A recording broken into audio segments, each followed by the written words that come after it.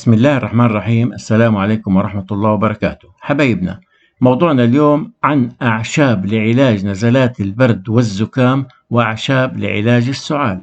من المعروف أن الأعشاب الطبيعية في الطب القديم احتلت مكانة مميزة في المجال الدوائي وحتى عصرنا الحالي، ولعل من أشهر الأعشاب المستخدمة هي أعشاب السعال وعلاج البرد. وفي هذا الفيديو سنسلط الضوء على أهم الأعشاب المستخدمة والمعروفة في علاج نزلات البرد والسعال. لنتعرف بداية على أسباب نزلات البرد والسعال. في الغالب ما تكون أسباب نزلات البرد والسعال فيروسية، تتسبب فيها الفيروسات المختلفة. قد ينتقل الفيروس من شخص مصاب إلى شخص آخر سليم، أو عن طريق التعرض لتيار هوائي قوي، أو تشغيل التكييفات الباردة أو الحارة، أو الخروج من مكان دافئ والتعرض إلى الهواء البارد. كل هذه الأسباب تؤدي إلى الإصابة بنزلات البرد، وفي الغالب تصاحب نزلات البرد وتتطور إلى الإصابة بالسعال أيضا. في هذا الفيديو سنتحدث عن أهم الأعشاب المعالجة للسعال والبرد،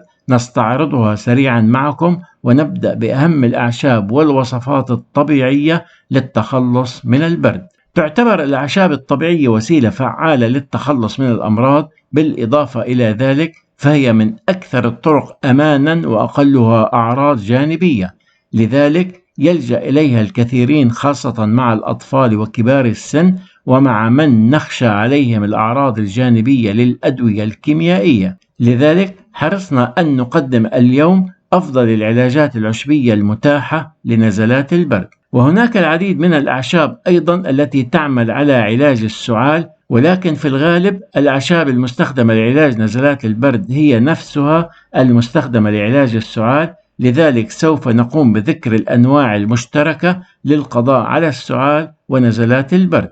ويجدر التنبيه أن العلاج يعتمد على القضاء على مسببات المرض، وهنا مسبب المرض إما فيروسي أو بكتيري، وفي الغالب ما يكون فيروسي. لذلك يجب التخلص من الفيروس أولا، وتطهير الحلق والجهاز التنفسي من أجل التخلص من المرض. وسوف نوضح أهم الأعشاب الطبيعية المستخدمة للتخلص من نزلات البرد والسعال واحتقان الحلق.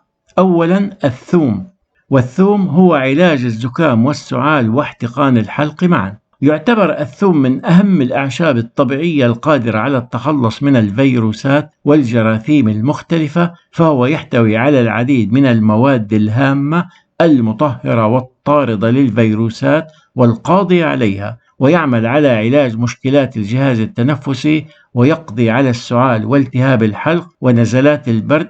ويتم في الغالب تناوله عن طريق المضغ أو شرب مغلي الثوم، أو تناول حبوبه عن طريق البلع، أو استعمال زيت الثوم. ويعتبر الثوم من الأعشاب الفعالة للقضاء على أمراض الجهاز التنفسي. ثانيا الليمون لعلاج الزكام ونزلات البرد والسعال. ويعتبر الليمون من أهم الوصفات الطبيعية للتخلص من الزكام والسعال وما يصاحبهم من احتقان الحلق وألمه، والكثير من المشكلات الأخرى التي تصاحب أمراض الجهاز التنفسي. فالليمون قاتل للفيروسات، كما أنه يحتوي على فيتامين سي الذي يساعد الجسم على تقوية مناعته ضد الفيروسات المختلفة، خاصة فيروسات الجهاز التنفسي، ويقضي عليها. ثالثا العسل لعلاج الزكام والسعال واحتقان الحلق. يعتبر العسل من أكثر المواد الطبيعية فائدة للتخلص من الفيروسات والأمراض المختلفة، حيث يحتوي على العديد من المواد الهامة للجسم،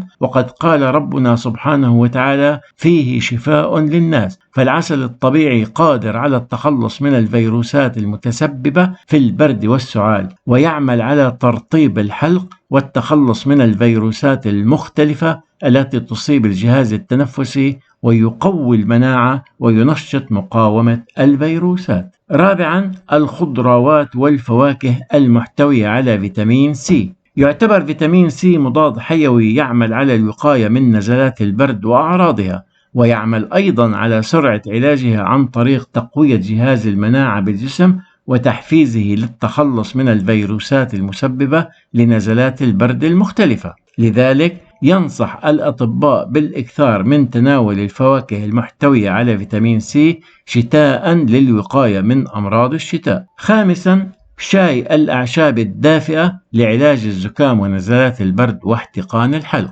تعتبر شاي الأعشاب الدافئة من أهم الوسائل المتاحة للتخلص من نزلات البرد والسعال واحتقان الحلق، وتعمل أيضا على إزالة الزكام وكافة أمراض الجهاز التنفسي، حيث تعمل شاي الأعشاب الدافئة على جعل الحلق رطب دائما، وتقضي على الفيروسات المسببة للبرد والزكام والسعال، وتقضي على أي فيروسات بالحلق، وتعالج أي التهاب موجود به، وتقضي على احتقان الحنجرة. ومن أهم شاي الأعشاب القرفة، وهي من أفضل السوائل المقاومة لنزلات البرد والزكام وما يتعلق بهم من احتقان الحلق والسعال. أيضا شاي البابونج للتخفيف من نزلات البرد وتطهير الحلق.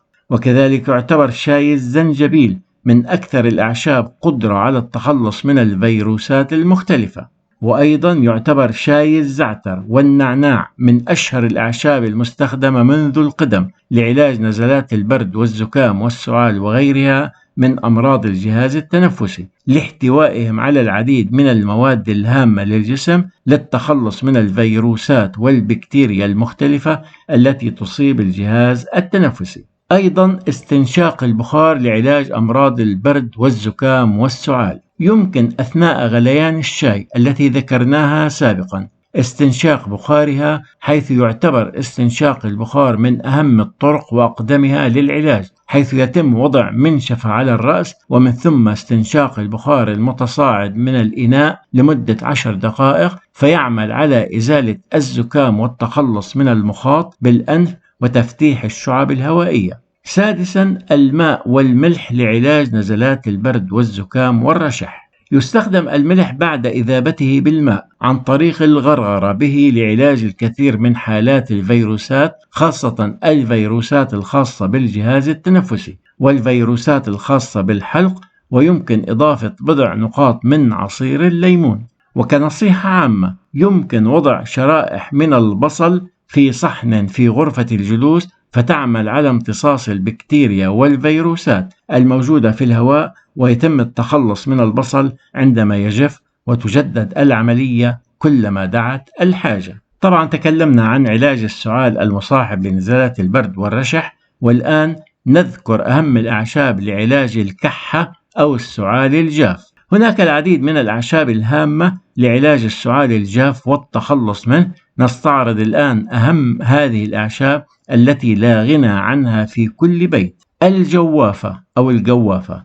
لعلاج الكحة. تعتبر أوراق الجوافة أو الجوافة من أفضل العلاجات المتاحة للكحة أو السعال الجاف، حيث تستخدم أوراق الجوافة المغلية كشراب للتخلص من الكحة الجافة، بل إن بعض الشركات قامت بالفعل بتصنيع أدوية من أوراق الجوافة لمعالجة السعال، وهي من أكثر الأنواع مبيعا لفعاليته العالية في القضاء على السعال، طبعا السعال الجاف. أيضا الليمون والعسل لعلاج الكحة أو السعال الجاف. إن خليط الليمون والعسل يعتبر علاج فعال جدا للتخلص من الكحة، حيث يعمل الخليط على التخلص من الفيروسات المسببة للكحة، ويعمل على تطهير المجرى التنفسي، كما يعمل على تقوية مناعة الجسم ومقاومته للفيروسات المختلفة. أيضا هناك زيت السمسم أو الطحينة، هو السمسم المطحون، وذلك بتناول ملعقة صغيرة كلما دعت الضرورة لتخفيف السعال الجاف. ودائما وأبدا الحمد لله على نعمه التي لا تعد ولا تحصى، وإلى اللقاء مع معلومة صحية أخرى.